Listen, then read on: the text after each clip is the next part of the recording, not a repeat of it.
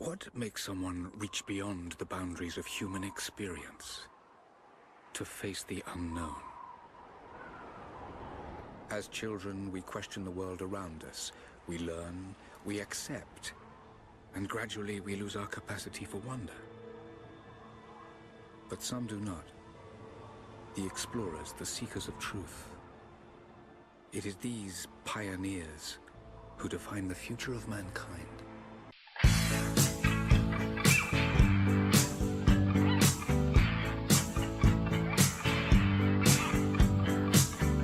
You came into this world of mine, want to play the game. You want a secret way to win it all. It's all the same. You got to let your eyes and start. You got to let your eyes and start. As you walk around this great big world, you start to understand. You have to hold on tight and you know you can. You got to let your eyes and start. You got to let your eyes and start. Hello and welcome to another edition of The Slice. This is Slice number 61. I'm going to rehash something this week that I've gone over a long time ago called the floods, the great floods, the great deluge. It's called many things, and what I'm going to show today is the fact that this was not one great flood.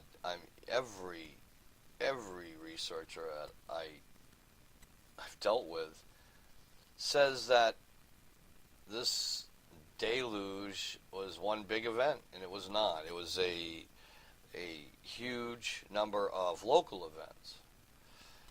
Some local events in their histories talk about things that are provable today as having taken place in that area, which means there was not one Noah, there was one flood, there was not, and not only that, they were not told to take every animal in the world onto their floating devices, however the case may be. It was meant to say, take the animals and plants that you're going to need to start over with you. Not every place got buried in water. That has been proven. So that means that it was not a total flooding of the world. The world was not just big one ball of water. It was not that way ever in the history of this planet. So, you know, land masses dive and land masses rise and things happen. And yes, they get passed down as floods. They get passed down as, oh, the gods must have been angry kind of thing. And, you know, not really that. I don't believe that happened like that. Now, here's one thing.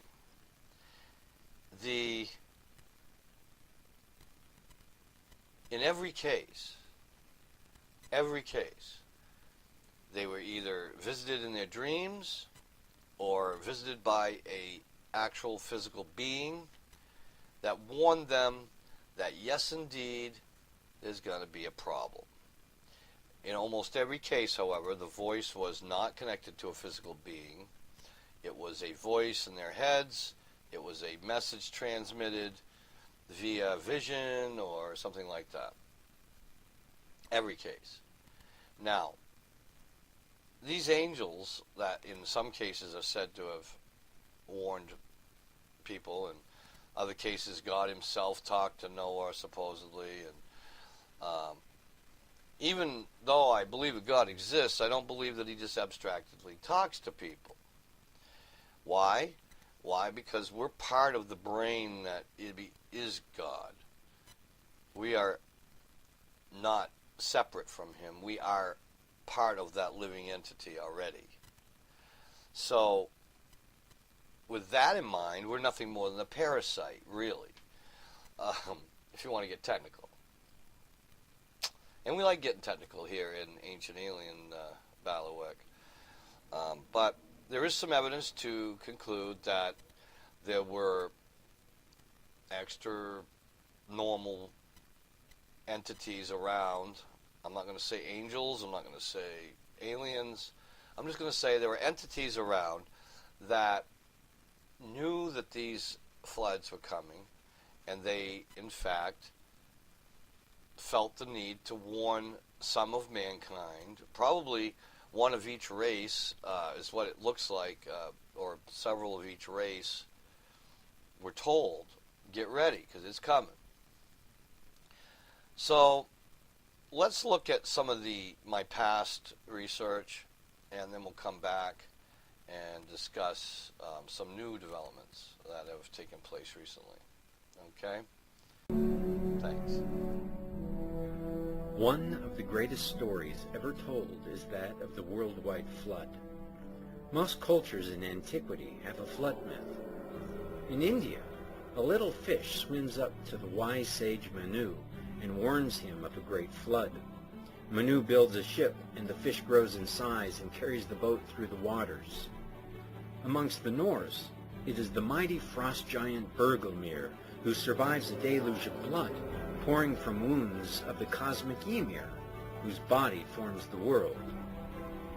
Similarly in Egypt, as the reign of Ra comes to an end, the human race is drowned out by the wrathful blood of Sekhmet. Perhaps a tenuous connection, complicated by the introduction of a great flood in chapter 175 of the Egyptian Book of the Dead. In Greek myth, it is Deucalion, son of Prometheus, who survives a worldwide flood in an ark and repeoples the world by throwing stones behind his shoulder. From East Asia, Micronesia, Australia, North and South America, Europe and India, flood stories prevail throughout oral cultures. Why is the Great Flood a universal story?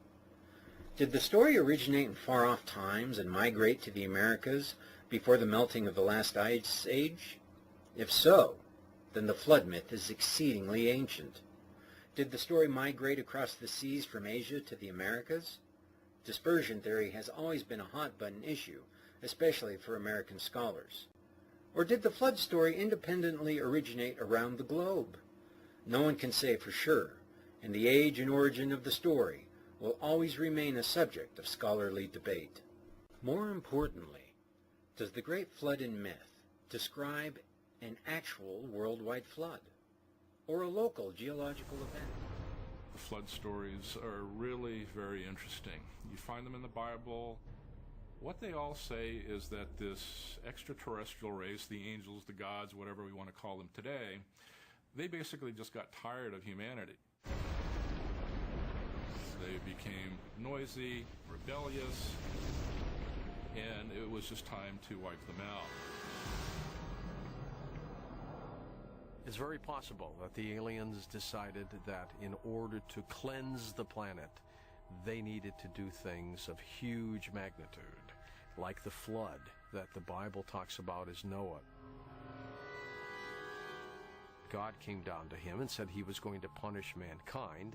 And Noah, you are good, and I want you to build this massive ark and collect all these animals, a male and female, and you put them in this boat, and you float away, and you start all over again.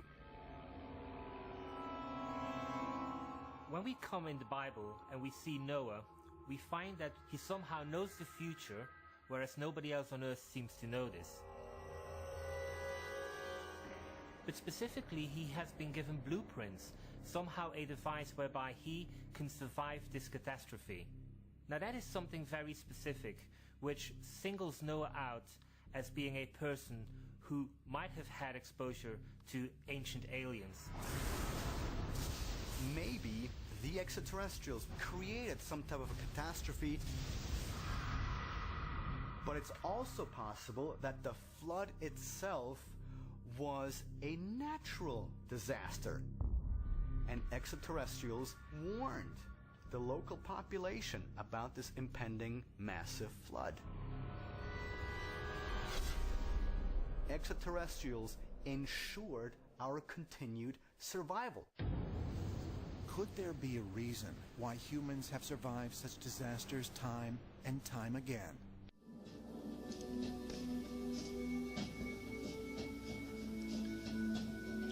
Long before missionaries ever arrived in the New World, the Indians had ancient legends of a great flood, very similar to that of Noah. And this is the one that the Cowichan tell. In ancient times, there were so many people in the land that they lived everywhere. Soon, hunting became bad and food was scarce, so the people quarreled over the hunting territories. Even in those days, the people were skilled in making fine canoes and paddles from cedars and clothing and baskets from their bark. In dreams, their wise old men could see the future, and there came a time when they all had similar bad dreams. They came over and over again. The dreams warned of a great flood. This troubled the wise men who told each other about their dreams. They found that they'd all dreamed that rain fell for such a long time, or that the river rose, causing a great flood, so that all the people were drowned. They were much afraid and called a council to hear their dreams and decide what should be done. One said they should build a great raft and by tying many canoes together. Some of the people agreed, but others laughed at the old men and their dreams. The people who believed in the dreams worked hard building their raft. It took many moons of hard work, lashing huge cedar log canoes together with strong ropes of cedar bark. When it was completed, they tied the raft with the great rope of cedar to the top of the Mount Cowichan by passing one end of the rope through the center of a huge stone, which can still be seen there today. During this time, the people were working on the raft. Those who did not believe in the dreams were idle and laughed. But they did admire the fine, solid raft when it was at last finished and floated in Cowichan Bay. Soon after the raft was ready, huge raindrops started falling, rivers overflowed, and the valleys were flooded. Although people climbed Mount Cowichan to avoid the great flood, it too was soon underwater. But those who had believed the dreams took food to the raft, and they and their families climbed into it as the waters rose. They lived on the raft for many days and could see nothing but water. Even the mountain tops had disappeared beneath the flood. The people became much afraid when their canoes began to flood and they prayed for help. But nothing happened for a long time. And then the rain stopped. The waters began to go down after a time, and finally the raft was grounded on top of Mount Cowichan. The huge stone anchor and heavy rope that held it safe. As the waters sank lower and lower, the people could see their lands, but their homes had all been swept away. The valleys and forests had been destroyed. But the people went back to their old land and started to rebuild their homes. After a long time, the people increased, and once again, the land was filled, and the people started to quarrel again. But this time, they separated into tribes and clans, all going to different places. The storytellers say this is how people spread all over the earth.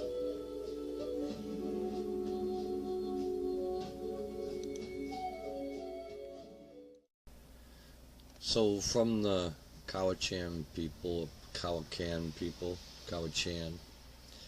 we get this little doodad that was found really close to the area. It has Egyptian stuff. It was found near this mountain, Mount Prevost, also called Mount Cowichan by the Native Americans. This is the peak where during the Great Flood the canoes were lashed together and then tethered to this rock at the top. So it must have been a very long tether. So here we have a different view on the other side. Looking back, you see the sheer cliff face. and you see the white tower there. That tower is supposed to be right at the tether point. Now let's take another view of that right here. And this is on the back side as well. And I don't have it with me, but there's a mark on the rock that shows where they tied off, and nice little items like that. So let's go and look at some markings that show us what the glaciers would have done. When excavations started in the Valley of the Kings, they noticed that there was erosion that defied anything that they knew about. They doubted that the Nile had risen that far. Of course, they hadn't taken into account the meandering river either, but they suspected that at one time there had been a flood or a very wet region there.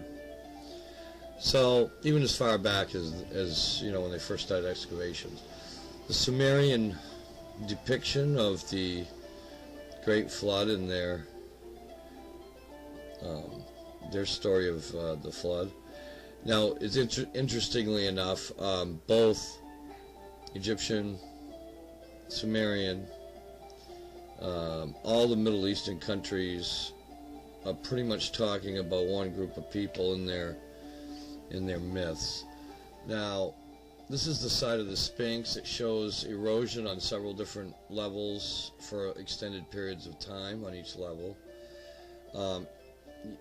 Some of the sediment they've found near the base in the current excavation is mud-like, suggesting a flood at one point as well. Okay, this is another Indonesian. Let's see, is that Indonesian? Yeah, and then we have another South African flood story here. You're going to find flood stories from over 200 nations. This is a little idea of what they were trying to say. Now, the ice would have been that tall in the glacial regions. The wall of water, I'm sure, when it came through, looked like... Alright, this whole area here had at once been covered by glacier and then flooded out in the areas that looked like they've been flooded out. It looks like at the bottleneck, it was... probably a wall of ice there, and when that let loose, it just probably let loose several times. Water has a tendency to go the same way each time, so it could have been underwater at one point, the whole place. This is a depiction of the Missoula flood. Now this is the second flood of the three that would have happened during the three different ice ages. So during this one, it went over an older one, and we'll go over that in a minute. But anyway, this flood probably didn't happen the way they got it shown here. It probably came in one big gush. This is at some of the cobble from that flood. And as you get back towards the source of where the flood started, you'll see bigger and bigger sizes of these rocks. So this is obviously quite a ways from, because I'm telling you, 1 trillion gallons of water coming through, and that sucker's gonna push these babies quite a ways before it settles out. So this scenario happened over and over. This is after the flood, obviously. But notice how quickly there's some broken trees, there's some living trees. Not everything got wiped out, because there's that sweet zone in the center there, and strange things happen in strange ways sometimes. You could have, I know of valleys in the higher altitudes where there's whole glades right in the middle of ice all around it, but beautiful lush forest at the bottom. Here's further away even than those other cobbles where you'd get this kind of sediment. People, plants, animals, everything gets, whatever was the most of is what you found. Those poor giants down in the southern areas didn't stand much of a chance, I don't think. I don't think they got warned when everybody else did. So here's what's left after many hundreds of thousands of years of sitting there, silt washed over, ground cover, nice rolling hills, but that's how it settles. When try it in your driveway, there's a pile of sand, run some water through it, see what it does. It leaves these mounds and valleys and little rivulet kind of markings. How about this? Explain how that got formed in a perfect square. That could have been the base of something big, or it could have been just the way the glaciers came through, and then maybe it was on the bottom of the sea for a while. It's a pretty well known fact that these continents drop all the time and they rise up again. We have shells on the top of mountains. Here's a beautiful example of ancient sedimentary rock. Well, how'd that happen? Well, I wager that humankind has come up to our level a few times, and Mother Nature is a bit stronger than we are, and who knows what they did to escape that. Maybe some of them escaped and figured they'd just watch what the rest of the world did from then on, and that's where UFOs come from. This is higher up on the Missoula flood. These are the big boulder fields, and it's closer to where the front edge of the ice let go. Must have been a heck of a sight to see that coming down at you. But the people were warned in every continent, at every time, without fail, different ways, dreams, whatever.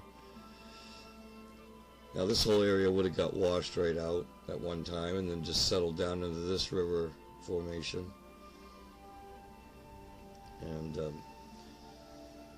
okay, another depiction of the flood. Remember, this happened all over the world, not just in one spot, not just one time, and many, many times. I would think that the flood story could probably be repeated. Here's what I was talking about before, the Missoula flood, and then the Bonneville before that, which is a much, much deeper and bigger flood. May have been the original flood that you hear so much about. That one there moved a lot more material, but maybe there was just more material to be made.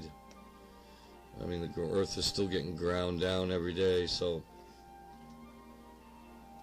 more remnants of civilized man that seems to have gotten washed in South America. Now, South America would have had its own glaciers coming off the Peruvian mountains, remember, and we don't know how these glaciers came through, whether or not other continents were raised up, and when in hell this continent got raised up so that there was seashells on it, on the mountains. I mean, think about that. These floods changed everything.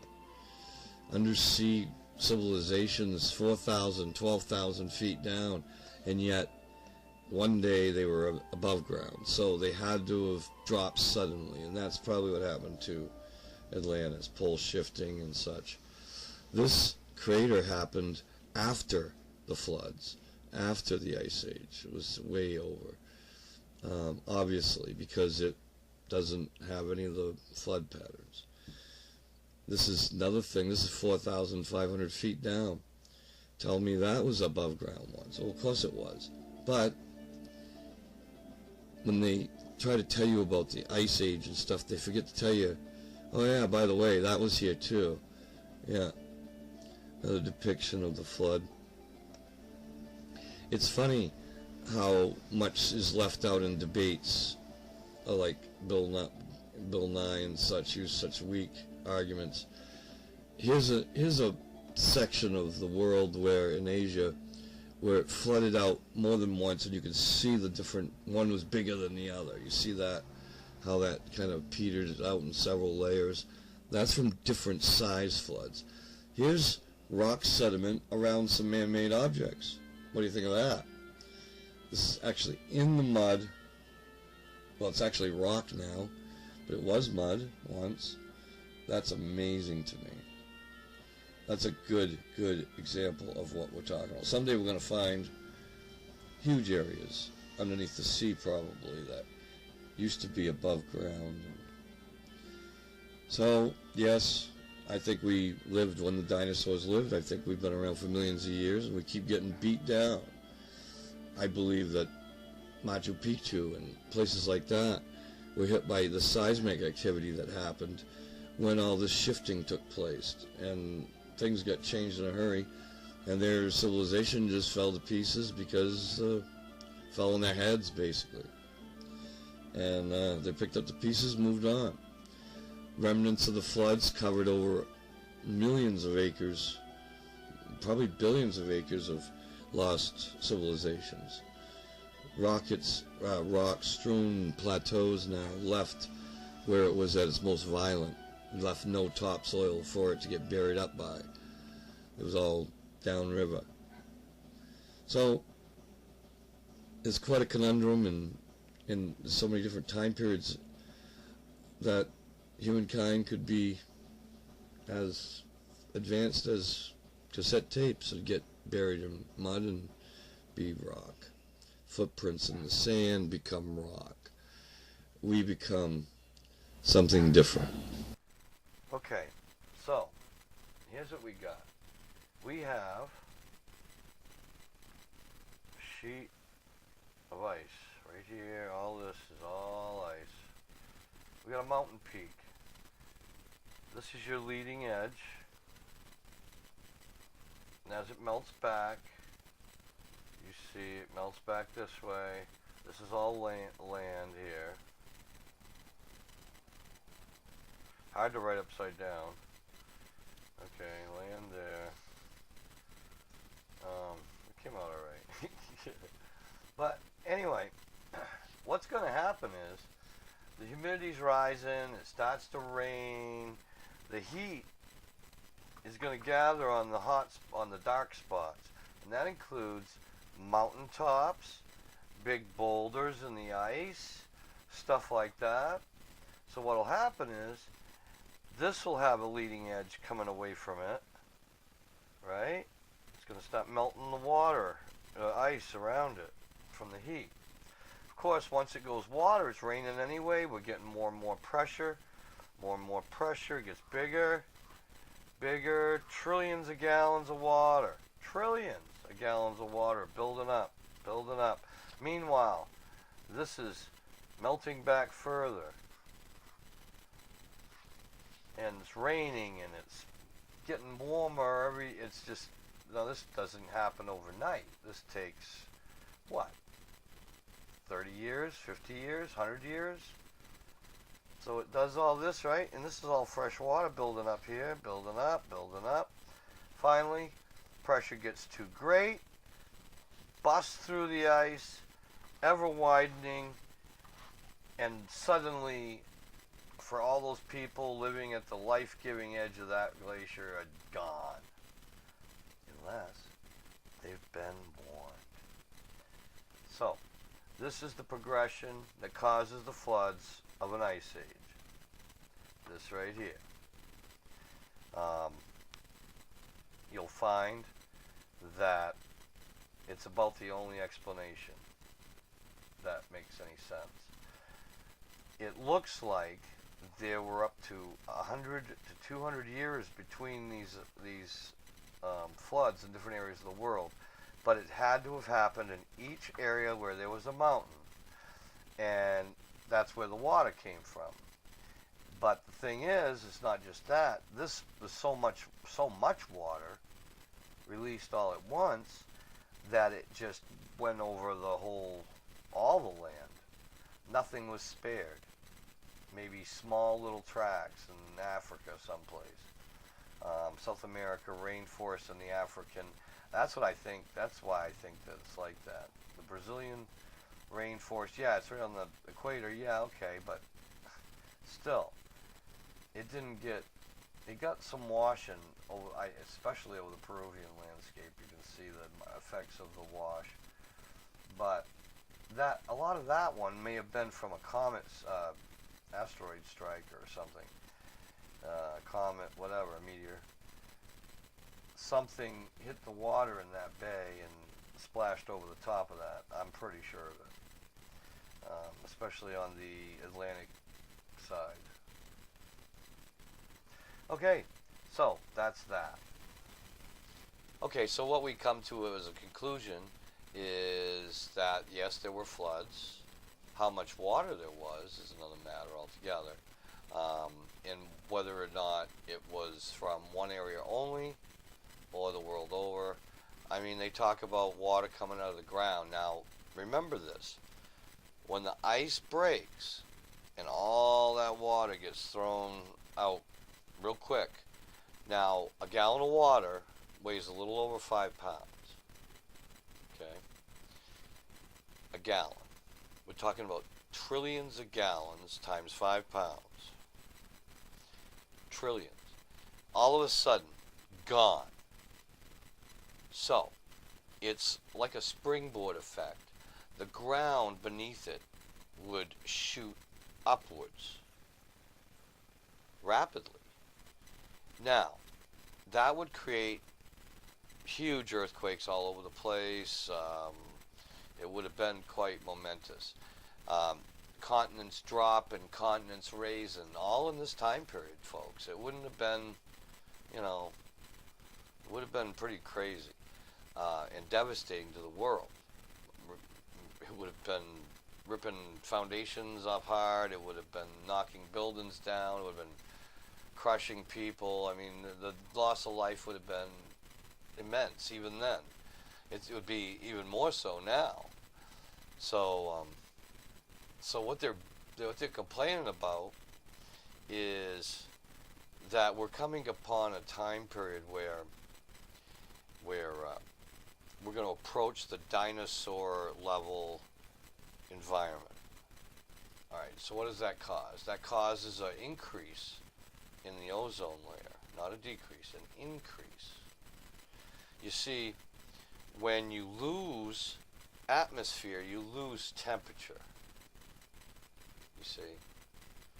And that, I think that's part of why they're trying to create this global warming on purpose. Now, global warming in itself is not a bad thing. What's bad to them is that they're going to lose. They're going to find ways to make money off it. Not just that, they have to make. As we approach the world as it was for hundreds of millions of years, it was like it's approaching now as far as heat. Now, remember also that as far as the galactic year goes, we're back in a position where we would have been during the last warm zone. A lot of scientists don't take into all these other causes that could be out there. They just do certain tests in certain areas and say that's it for the whole world. Well, I'm sorry. You guys are the ones spraying lithium in the damn air and barium and aluminum. So don't be telling me my science is bad when you're doing that kind of crap and thinking that's good science. That's evil scientist science. You guys are morons. Today's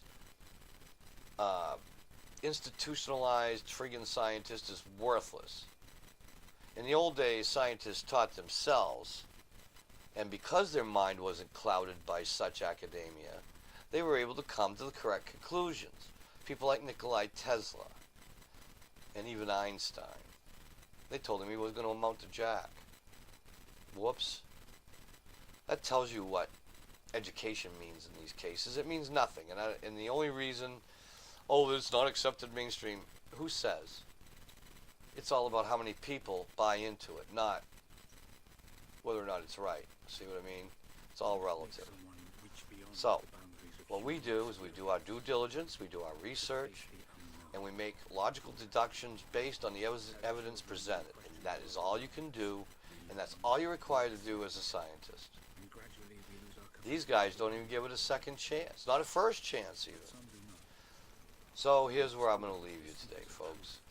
I'm just going to say, I think we can all agree that these floods happened at the end of the last ice age and whenever any comets hit the water. I mean, that's just to be expected. All right. All these different stories of floods were not one event. They were several events with several warnings delivered in several ways. I mean, you know, you can draw your own conclusions from the individual legends, but what it comes down to is somehow these people knew it was coming, and they prepared for it, and it looks like every race on Earth was represented in this, as far as preserving their race. It seems like that was an attempt to preserve a race in each case. Mainly because the method of communication was adapted to the culture of the people we're talking about. And it would seem to me that if I was an ET and I wanted someone to believe what I was telling them, I would present it in a way that they would understand. So I would make, you know, just envision the fish story even. The sub comes up just the bell hatch, and they speak over a loudspeaker. I know they can do it because my dad was on the Archerfish for many, many years, and I knew there was speakers on that. And so then when they're ready to go, and they're on their little boat getting ready to go, they probably weren't going fast enough. So now the sub becomes bigger because it comes all the way up out of the water so that they can load them in. You see how that works? Huh? That's probably what was seen from shore or something, or written about by them later, or told by them most likely, because writing wasn't going to be coming back anytime soon. That's my feeling on it anyway. I mean, everybody's welcome to their own opinion, of course, but it really seems to me like, I know for a fact that in Maine here where I live, there were 5 glaciers that came through in different time periods, and they've been verified 5, which means the ice came down, retracted 5 times. Well, that doesn't mean it all happened in 1 year or anything like that. This happened different time periods. I mean, at one time, you know, the entire Earth, the whole globe was covered with ice. It was a big ice ball, but we had no atmosphere. We had very little atmosphere, as a matter of fact. We had hydrogen and helium and neon and a couple other things, and very little oxygen. There was some oxygen, but there was carbon dioxide and all kinds of stuff suspended in the air. And then, of course, the first plants take hold and blah, blah, blah. Now, the second time it covered the Earth over completely, the seeds and all the plant life and the sea life was all in place. All it needed was a good thawing, and that's what it got. And then the next 3 ice ages were not planet-wide. They came down, one of them came down, 3/4 of the way probably. And from the bottom, for some reason, it didn't move as much, probably because there wasn't as much land mass. But then again, we don't know what land was there, because everything changed. So, you know, it's kind of interesting. We know that 3 of the ice ages happened after the land masses split up across the globe. That much we do know. So anyway, I leave it up to you folks to come up with some kind of explanation for this craziness. But that's my take on the floods, and I welcome your ideas, questions. Hey, make sure you, if you are researching anything in particular and you want to be interviewed for the Slice to promote your work, you're more than welcome to get a hold of me. I'd be glad to set that up with you. I'd like to do a lot more interviews and post them accordingly. So until next time, folks, this is Bill Peters. I'm your host on The Slice, and I want you to make sure to check out Clarence Mitchell on Blog Talk Radio in his Closer Encounters. Rob has a show, and I'm going to have to get with him so I can start plugging him on here. He's got a talk show, radio show kind of thing like Clarence does, and it's taken off quite well. And Mike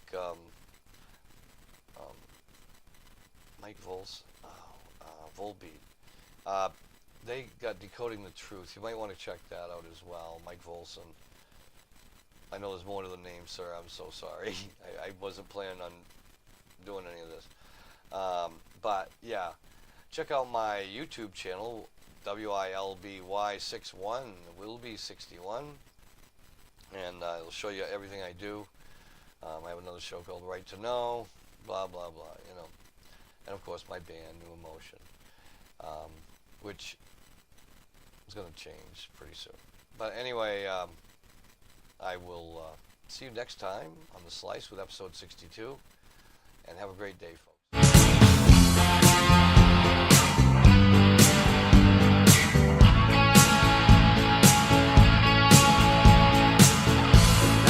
Find you out on the stage, in the crowd, and your feet are great new age. Say it out loud. You got to let your eyes and let your eyes stop.